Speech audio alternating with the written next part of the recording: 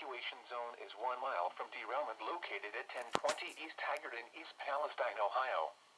The evacuation zone is 1 mile from derailment located at 1020 East Haggard in East Palestine, Ohio.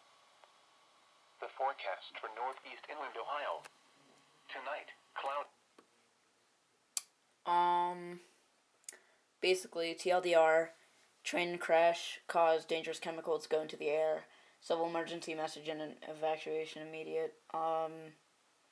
So, yeah, it's not good. I hope all you guys are safe, and away from that area. So, yeah.